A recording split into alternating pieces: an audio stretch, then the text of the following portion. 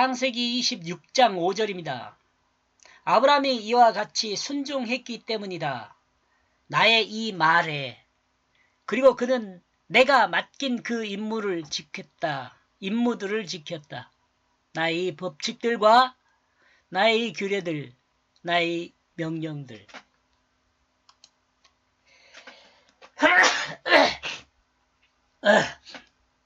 아유, 죄송합니다. 법칙을 토라라고 해요. 그 규례를 훅하라고 하고 명령을 미츠바라고 합니다. 여기에서 이제 이렇게 설명을 해놨는데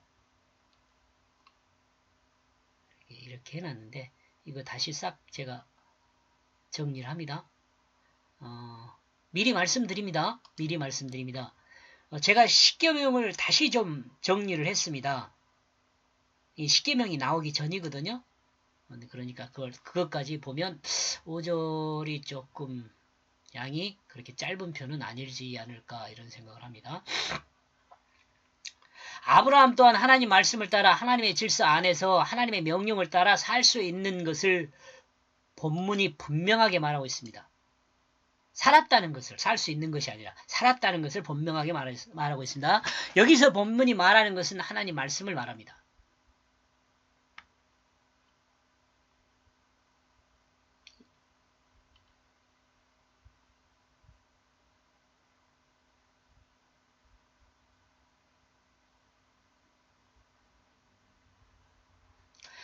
그러므로 우리는 존경하는 사람의 삶을 그대로 본받아 흉내낼 필요는 없습니다. 또한 성경에서 언급하는 좋은 사람과 똑같은 삶을 살 필요도 없습니다. 우리는 다만 하나님 말씀을 뜻을 따르는 삶을 사느냐 아니면 자신의 생각으로 사느냐에서 하나님 말씀을 따르는 삶을 믿음으로 따라야 합니다. 어렵지 않죠? 근데 문장이 길어서 그래요. 우리는 다만 하나님의 말씀을 따르는 하나님 말씀을 따르는 삶을 사느냐 아니면 자신의 생각으로 사느냐의 사이에서 말씀은 대로 사느냐 자기 생각대로 사느냐 그 사이에서 하나님의 말씀을 따르는 삶을 믿음으로 따라야 한다 이 말입니다. 하나님 뜻에 자신의 신체를 맡기는 삶이 되어야 한다 이런 것입니다. 이는 진실이 자신의 몸을 사용하도록 하는 것이죠. 진실이 자신의 몸을 사용하도록 하는 것이다 말입니다. 진실이 나같이 진실한 사람 얼마 없죠. 근데 그리스도인에게 진실이 정말 중요합니다.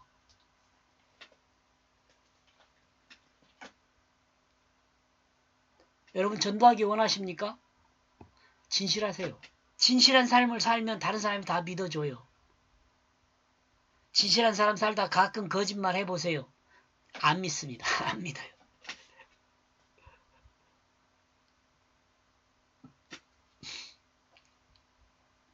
그러므로 그리스도인은 신앙의 선배들의 삶의 모습을 닮은 것은 좋지만 각자가 해야 할 일은 하나님이 각자에게 각각 맡겨주셨다는 점에서 자신이 해야 할 일을 해야 한다는 것을 알아야 합니다.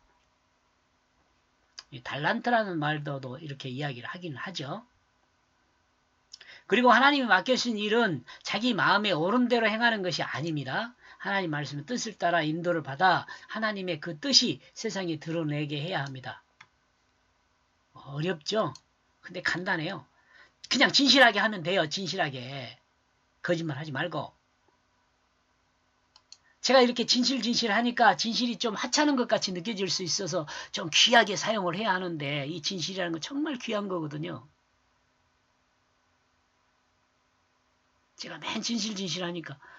믿음이 정말 중요하잖아요. 근데 믿사옵난 이렇게 하면 믿음이 하찮게 들리잖아요. 믿음이 정말 중요해요. 정말. 진실도 정말 중요해요. 그리스도인에게 생명과도 같아요. 동사로서.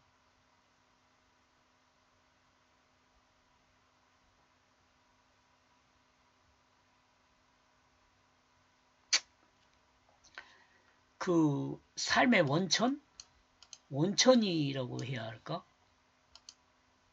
그리스도인의 삶의 원천이 돼야 돼요. 원천, 진실이. 그리고 아브라함은 임무를 지켰다. 임무는 법칙과 교례와 명령을 지켰다는 것이다. 여기서 믿음의 사람의 임무를 세 가지로 생각하고 있다. 이게 임무가 법칙과 규례와 명령이라 그래요. 이건 막 혼용해서 쓰죠. 우리가. 저도 그래요. 저도 혼용해서 믿음인지 법칙인지 규례인지 명령인지 잘 몰라요. 근데 이제 문자를 이렇게 따지다 보니까 이런 것이다라고 이제 나름대로 정리를 한 거죠. 근데 또 이것도 100% 맞다고 제가 장담은 못해요. 제 말 너무 믿지 마세요. 하나님 말씀을 믿어야지 제 말 믿으면 안 돼요. 여러분이 제가 이렇게 이야기하는 것을 참고만 하시고 성경 말씀을 직접 읽어보면서 이해하세요. 이해하면서 조금 도움을 받았으면 좋겠어요. 왜냐하면 제가 성경 말씀을 읽으면서 이해했던 내용을 지금 여러분과 공유하고 있는 거기 때문에 제 말이 100% 맞는 거 아닙니다. 늘 이야기하지만. 자, 봅시다. 이거 좀 길어요. 임무는 법칙을 지키는 것이다. 첫 번째 거죠. 첫 번째 임무는 법칙이 뭐냐? 토라라고 이야기해요. 토라 그러면 우리가 모세오경을 말합니다. 인간은 언어를 통해 인간이 하나님의 뜻을 이해할 수 있도록 이야기 안에 담아둔 하나님의 뜻을 말합니다. 토라. 여기까지 좀 들으면 이해가 가요? 그러니까 이 토라 그러면 나와 여러분이 어떻게 이해를 해야 하냐면 어떤 그 문장으로 쫙 이야기하는 것이 아니고 문장으로 딱 정리돼서 이야기하는 것이 아니고 하나님의 뜻을 이야기 안에 인간의 언어로 된 그 이야기 안에 담아져. 지금 우리가 성경으로 예를 들면은 아브라함의 이야기, 이삭의 이야기, 이 이야기 안에 하나님의 뜻을 담아놨어요.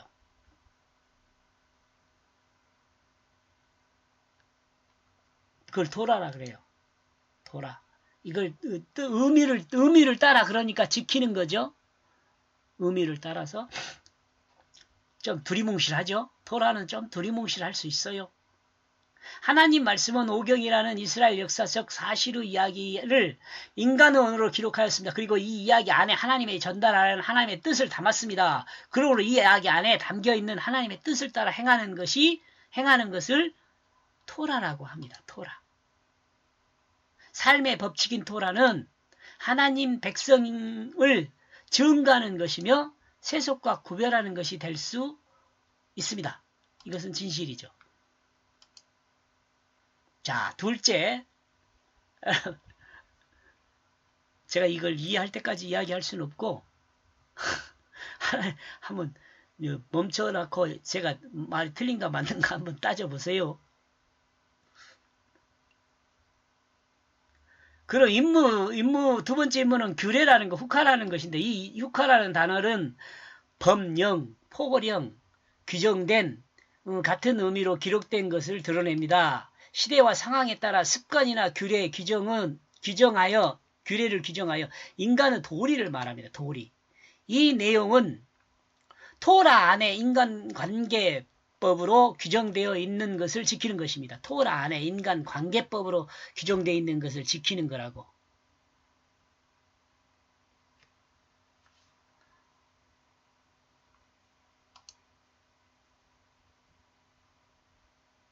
일반 성도님들은 이것까지 몰라도 되지 않을까 그런 생각도 하지만 목사님들은 좀 관심을 가지고 여러분들이 그 설교 중에 단어를 사용하는데 이렇게 좀 딱딱 정리를 해서 사용하면 성도들이 들을 때 저것은 규례, 우리가 삶의 이 관계 속에서 인간 관계 속에서 그 서로 지켜야 할 규칙이구나 이렇게 알아듣는다든가 이렇게 되도록 해야 하지 않을까 해서 지금 정리하고 있습니다.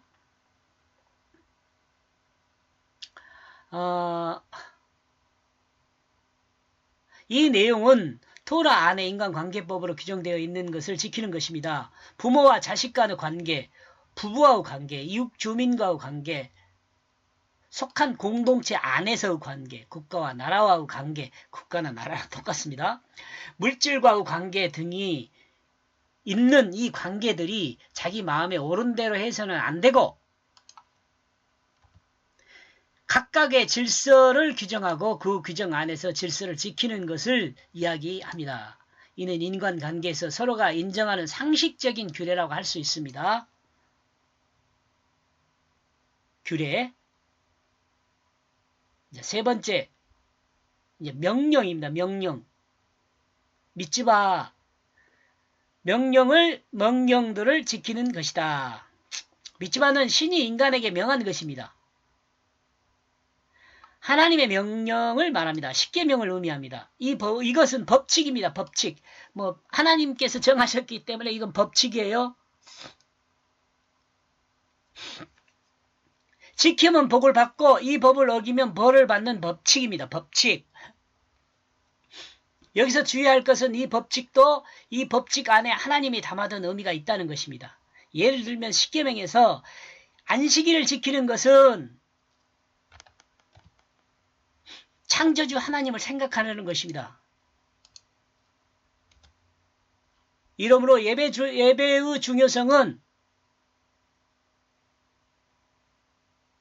중요성 목사님들 뭐라고 대답합니까? 예배에서는 설교가 중요하다고 이야기하죠. 이거 하나 써놓읍시다. 여러분 다 알고 있겠지만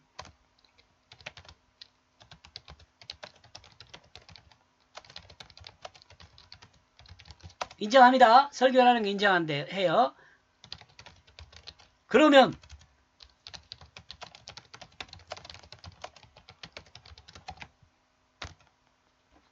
설교에서 중요한 건 무엇입니까?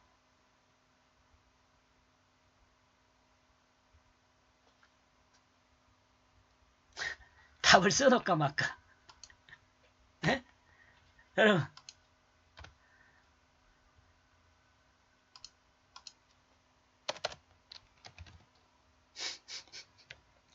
좀 장난스럽습니까?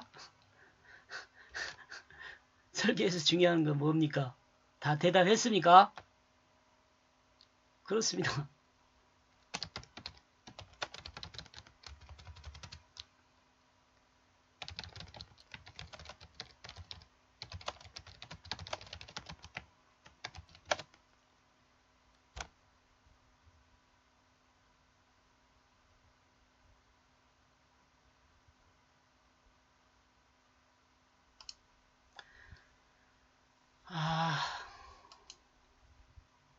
제가 안 써놨는데 지금 써놓습니다. 답을.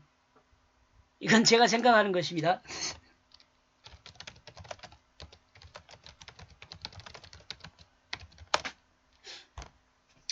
자, 십계명 보겠습니다. 십계명 여러분 이것도 빨리 넘어가겠습니다. 십계명 십계명 제1계명은요. 오직 하나님만 섬겨야 한다는 것이 하나님만 섬겨야 할 신이라는 것을 말합니다. 하나님만 섬겨야 할 신이라는 것을 말해요.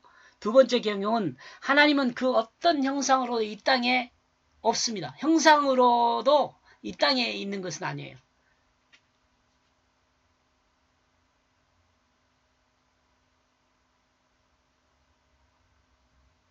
하나님의 형상으로 있지 않아요. 세 번째, 하나님을 죽은 영으로 섬기지 말라는 것입니다. 여러분 십계명하고 이렇게 대조해서 한번 보세요. 그리고 네 번째는 하나님은 우주 만물을 창조하신 창조주임을 잊지 말라는 것입니다. 네 번째 계명이요. 그러면 다섯 번째 계명은 자신의 존재 통로가 부모님이라는 걸 잊지 말라는 것입니다. 자신의 존재, 지금 내가 이 땅에 태어난 통로가 부모님이라는 것을 잊지 말라는 것입니다. 여섯 번째, 사람 생명의 주권은 하나님께 있다는 것을 잊지 말라는 것입니다. 일곱 번째, 사랑이란 이름으로 육체적 정욕을 탐하지 말라는 것입니다. 여덟 번째, 남의 것을 인정하라는 것입니다. 아홉 번째, 자신의 이득을 위해 남을 희생시키지 말라는 것입니다. 10번째, 남의 아내를 탐하지 말라는 것입니다. 남의 땅을 탐하지 말라는 말도 있거든요.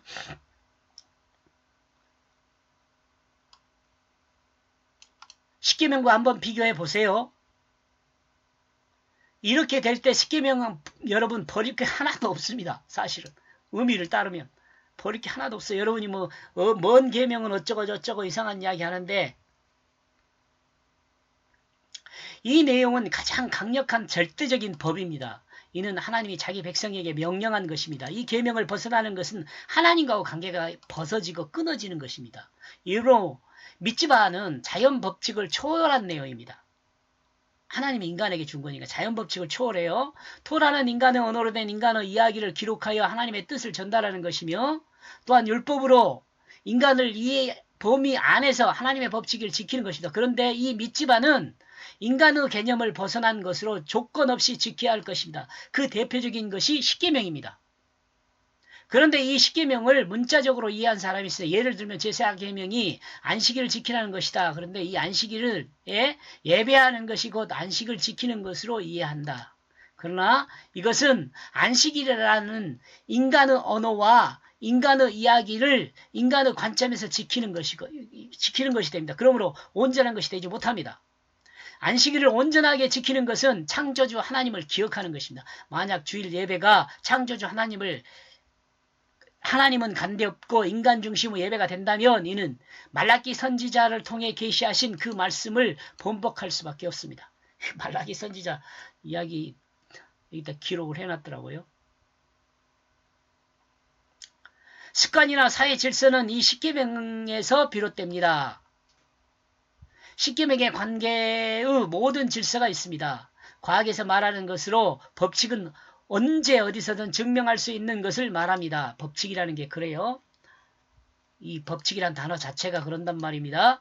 이러므로 십계명은 언제 어디서나 증명될 수 있는 것이 되어야 합니다. 나와 여러분에게. 그러나 과학에서 논리가 있습니다. 과학에는 논리도 있어요. 법칙과 논리가 있어요. 이는 증명할 수 없고 논리만 있는 것을 말합니다. 예를 들면 창조론은 논리인데 이는 존재하는 모든 것을 무로 해야 창조할 수 있는데 존재하는 모든 것을 무로 해야 돼요. 무로 할 수 없다는 점이 문제가 있습니다. 그러므로 하나님이 창조를 창조론이라고 합니다. 하나님의 창조를. 이렇게 볼 때 십계명은 모세가 받았지만 이미 이삭은 이 내용을 삶을 통해 드러내고 있다고 봐야 할 것입니다. 말라기서 3장 13절에서 18절 읽어보세요. 여러분 성경 있잖아요. 자, 그리고 그 다음에 우리가 하나님께 예배하는 결국은 말라기서 4장 4절에서 6절의 회복을 위함입니다. 4절에서 6절 밑에 있습니다. 그러므로 말라기 선지자를 통해서 말씀하셔서 이사야 선지자를 통해 하신 그 말씀을 반복하여 강조하고 있는 것입니다. 이는 곧 하나님의 구원을 위한 말씀을 드러낸다고 봅니다. 여기는 한번 읽어볼까요? 말라기서 4장 4절에서 6절 너희는 내가 호렙에서 온 이스라엘 위하여 내 종 모세에게 명령한 법 곧 율법 율례와 법도를 기억하라. 하나님의 말씀을 기억하라는 거죠. 법칙을 기억하라는 겁니다. 보라 여호와의 크고 두려운 날이 이르기 전에 내가 선지자 엘리야를 너희에게 보낼 것이다. 보내리니 엘리야가 누구였어요? 시작에서 보면은 요한으로 이야기를 합니다. 회개하라 천국이 가까웠다. 요한의 제일 큰 사역은 무엇입니까?